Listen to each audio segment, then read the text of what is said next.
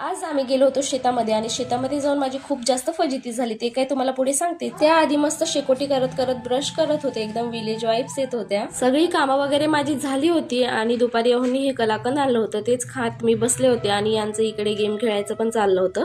नंतर आम्ही निघालो शेताकडे जाण्यासाठी. शेत काय जास्त लांब नव्हतं म्हणून आम्ही पायीच निघालो होतो आणि पिल्लूला पण मी सोबत घेतलं होतं, तिला स्वेटर पण घातलं होतं कारण शेतामधून यायला आम्हाला उशीर होणार होतं हे आम्हाला आधीच माहित होतं, म्हणून तिला स्वेटर घालून घेतलं.